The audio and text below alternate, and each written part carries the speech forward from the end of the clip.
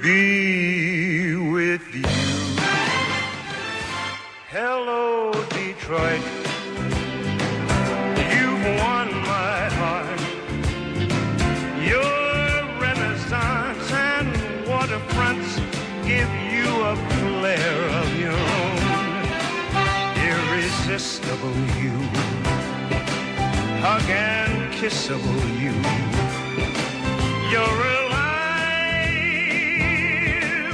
with so much feeling, and I will always be there for you.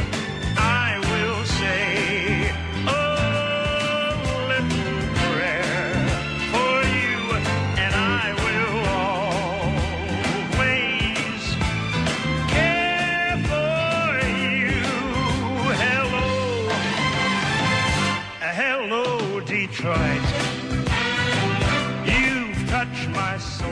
Muy bien, ahora vamos con la ciudad que fue símbolo del poder de la industria automotriz estadounidense. Se declaró en quiebra con una deuda de 18,5 mil millones de dólares. Estamos hablando de Detroit, donde ahora se puede ver un paisaje de edificios vacíos, servicios cortados, abandono y sobre todo pobreza. Bien dicen que todo tiempo pasado fue mejor. Nunca un refrán resumió de mejor manera la actual situación de Detroit, la ciudad más grande del estado de Michigan y de los Estados Unidos. Se ha declarado hoy en bancarrota. Atrás quedó la bonanza que convirtió a esta ciudad en símbolo del auge económico de la industria automotriz en el siglo XX. En la actualidad, la ciudad que fue rica y con mucha vida luce así, abandonada. La mitad de su población se ha ido. Los pocos que quedan sufren la decadencia de los servicios básicos y la inseguridad. Muchos barrios no tienen electricidad ni luz, lo que ha hecho que las calles estén a merced del 80% de criminalidad. Este constante descenso poblacional parece ser una de las principales razones de una deuda monetaria, la cual bordea los 20 mil millones de dólares. En parte sí y en parte no. Aunque parezca increíble, sus autoridades, quienes ya han declarado que no pueden asumir el terrible fracaso económico, han tratado de poner paños fríos y calmar a la escasa población. Su solución, por lo pronto, ha sido reconocer la quiebra como tal ante sus acreedores. Es un paso difícil, pero es la única opción viable para enfrentarse a un problema que se ha gestado durante 6 décadas. La quiebra es la única solución que permitirá a Detroit volver a ser estable y viable. De reconocer la pérdida, la ciudad podría acceder a un rescate financiero por parte de la Casa Blanca, donde el presidente Obama en el 2012 dijo que no permitiría que Detroit caiga en la bancarrota. La ciudad que en la década de 1950 y 1960 fue el corazón económico del país y es ahora responsable de la mayor quiebra en la historia de los Estados Unidos. Muy bien, vamos a analizar por partes este tema de Detroit, quien fue una de las ciudades donde, por ejemplo, surgió esta fábrica Ford, ¿no?, de los automóviles y fue siempre identificada como la cuna, pues, del automovilismo estadounidense. ¿Qué es lo que ha pasado? ¿Por qué se encuentra en esta situación?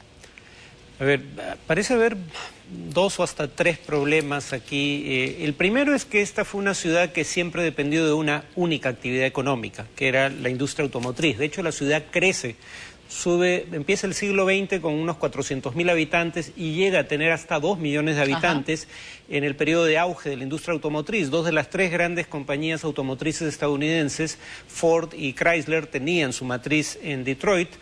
Y a medida que esas industrias se desplazan o bien a otros estados de los Estados Unidos o bien a otros países como México, digamos, la dependencia exclusiva de esa actividad económica pasó factura, porque la economía nunca se diversificó, la economía de la ciudad nunca tuvo otras fuentes de ingreso.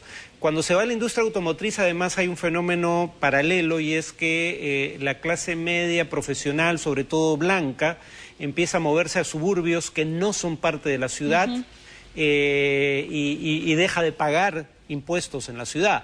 Entonces, el efecto combinado de estos 2 factores básicamente quiebra la economía. Pero además hay un problema político, y es el hecho de que Michigan es un estado con gobernador republicano, pero Detroit es un gran bastión demócrata. De hecho, los republicanos no llegan a obtener siquiera el 10% de los votos en Detroit.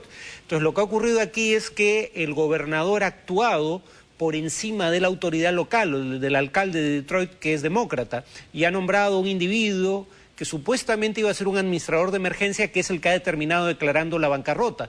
Y esa declaratoria de bancarrota está siendo cuestionada ante los tribunales, entonces ni siquiera es un hecho consumado que el gobierno de la ciudad se declare formalmente en bancarrota. Ya la Casa Blanca ya ayudó en su momento el rescate, me comentabas, a las empresas, estamos hablando de General Motors, a Ford.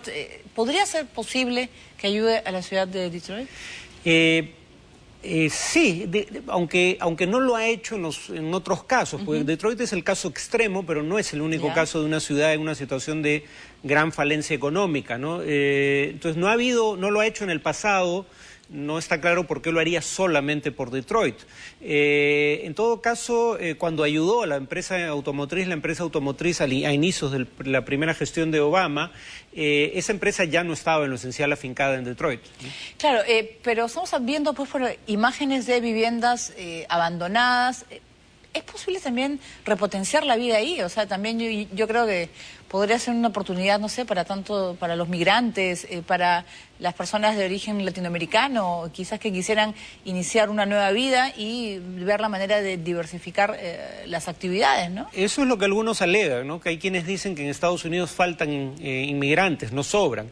Y en ciudades como Detroit definitivamente habría, esas casas deben tener un valor comercial ínfimo en este momento. Claro. Entonces les dan a precios, digamos, a su valor comercial. De hecho, ni siquiera con alguna ayuda particular podrían contribuir a reflotarlas. El problema es que esas zonas, como son zonas abandonadas, ya ni siquiera tienen servicios públicos.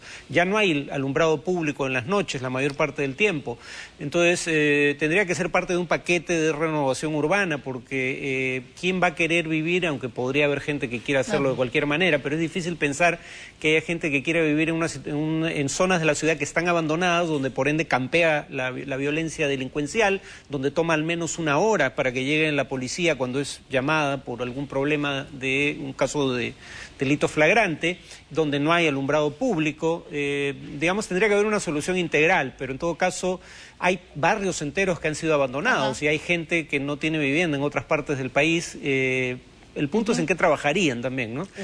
Hay, sin embargo, zonas de la ciudad que están creciendo, ¿no? No toda la ciudad está en este estado ruinoso que hemos visto. Es el oeste de la ciudad el que parece estar totalmente abandonado, pero no es toda la ciudad. Muy bien, vamos ahora con el secretario de Estado norteamericano John Kerry, quien ha anunciado un acuerdo para reanudar las conversaciones directas entre la autoridad palestina e Israel. Las primeras negociaciones de paz se iniciarán en Washington la próxima semana. John Kerry ha logrado este viernes su primer gran éxito como secretario de Estado norteamericano. Superando el escepticismo general y los numerosos obstáculos en su camino, Kerry ha hallado la fórmula para volver a sentar en una misma mesa al primer ministro israelí Benjamin Netanyahu y el presidente palestino Mahmoud Abbas. Tras sellar su sexta gira a Medio Oriente y una visita relámpago no programada a la ciudad palestina de Ramallah, Kerry ha anunciado la reanudación de las negociaciones entre Israel y Palestina estancadas desde el año 2010. Hemos llegado a un acuerdo que sienta las bases para la reanudación de las negociaciones sobre el estatuto definitivo directo entre los palestinos y los israelíes. Los negociadores designados por ambos gobiernos son Tzipi Livni de Israel y Saeb Erekat de Palestina. Ellos acudirán a Washington la semana que viene para mantener una serie de contactos preliminares que sentarán las bases de la reanudación del proceso de paz. En ellas, los líderes palestinos exigen que se establezca por escrito las fronteras del año 1967, detener la construcción de colonias y la liberación de presos. Las negociaciones directas se rompieron a finales de 2010 a causa de los asentamientos de Israel en Cisjordania ocupada, al este de Jerusalén, donde junto a la Franja de Gaza, los palestinos buscan instaurar su Estado. Muy bien, eso demuestra por qué John Kerry ha decidido que el tema entre los palestinos y los israelitas sea una prioridad, ¿no? Sí, sin embargo, la pregunta de fondo acá sería, ha habido ya infinidad de conversaciones desde el año 2000 sin ningún avance sustantivo. De hecho, se detienen sin siquiera en ocasiones haber entrado a negociar los temas de fondo. La pregunta es qué han acordado en esta ocasión que haga que esta negociación sea distinta a todas las que han fracasado del año 2000 hasta acá. Espero que haya algo en concreto acordado entre las partes o propuesto cuando menos por Estados Unidos, pero no lo conocemos porque Kerry no lo ha hecho público. Lo único que ha cambiado, y eso podría tener que ver con la decisión del gobierno israelí y palestino, en este caso, de negociar ahora, es que la Unión Europea por primera vez ha aprobado lo que podría entenderse como sanciones a la economía de los asentamientos israelíes en territorios palestinos ocupados.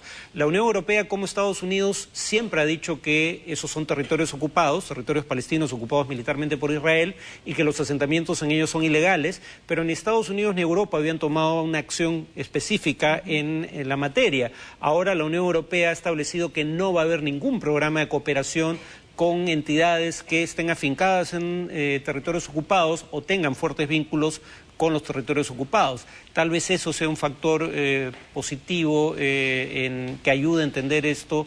Espero que este no sea un intento fracasado más.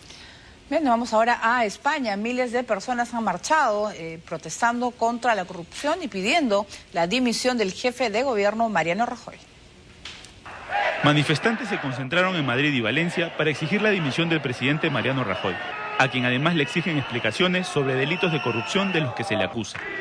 Miles de españoles salieron a protestar contra la corrupción y las políticas de recorte económico, a las cuales son sometidas la mayoría de los ciudadanos en ese país, siendo fuertemente reprimidos por la policía antidisturbios. Rajoy nos ha mentido, todo lo que nos prometió no ha cumplido nada y además nos están robando. Es una mafia, o sea, el gobierno ahora mismo es una mafia, son unos delincuentes. Los protestantes decidieron ubicarse en la cercanía de la sede del Partido Popular, que representa al gobernante Mariano Rajoy, a quien le exigen dé explicaciones por los delitos de corrupción cometidos, solicitando su dimisión. En un país oprimido por 5 años de crisis y una tasa de desempleo superior al 27%, el escándalo levanta airadas protestas. La oposición socialista reclamó la dimisión de Rajoy en el poder desde finales del 2011, al mismo tiempo que reclama su comparecencia en el Congreso, la cual se ha podido evitar por la mayoría absoluta conservadora en la Cámara. Muy bien, ahora nos vamos a Rusia. 3 jueces ordenaron que se deje en libertad de forma temporal al activista de la oposición Alexei Navalny, quien fue sentenciado ayer por malversación de fondos. 24 horas después de que un tribunal ruso lo condenara a 5 años de prisión por corrupción, el líder de la oposición rusa, Alexei Navalny, ha sido liberado. El juez ha decidido suspender su arresto hasta que se resuelva su apelación. La condena que pesa sobre él lo inhabilita para cualquier puesto institucional y las autoridades pueden decretar su prisión incondicional en cualquier momento.